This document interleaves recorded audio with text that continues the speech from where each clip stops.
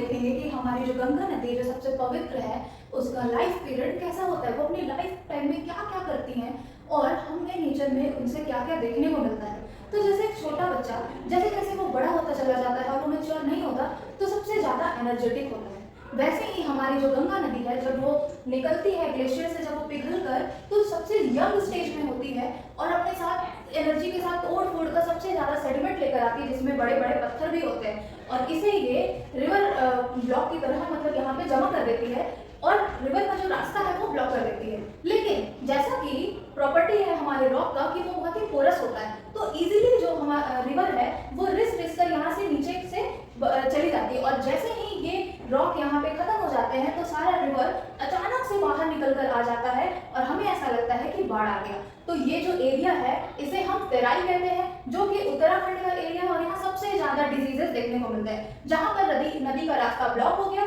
उसे हम भावर के नाम से जानते हैं। अब रिवर धीरे धीरे मैच्योर होती चली जा रही है और मैच्योर स्टेज में अब इसमें इतनी एनर्जी नहीं है कि और ज्यादा ये तोड़फोड़ कर सके और सेडिमेंट ला सके। तो अब यहाँ से ये सेडिमेंट को धीरे धीरे डिपॉजिट करना स्टार्ट कर देती है और यहाँ पे बनाती है सबसे फर्टाइल लैंड, जिसे हम खादर भी कहते हैं। तो जो इनिशियल स्टेज है जहाँ पे अच्छे सेडिमेंट को इसने डिपॉजिट किया है वो एलुवियल सॉइल, हम उसे खादर कहेंगे, और जहाँ पे कम थोड़ा क्वालिटी वाला एलुवियल सॉइल है उसे हम बांगर कहते हैं। अब जब लास्ट स्टेज में रिवर सारे के सारे सेडिमेंट को यहाँ पे जमा कर दी है तो ये हमारा वेस्ट बंगाल का एरिया है जो कि डेल्टा बनाता है और डेल्टा में सबसे सुंदर जो हम जिसे जानते हैं वो है सुंदर बनका डेल्टा, और इसके बाद नदी बे ऑफ बंगाल में जाकर गिर जाती है। ऐसे इंटरेस्टिंग वीडियो के लिए हमारे साथ बने रहे और लाइक और सब्सक्राइब भी करें।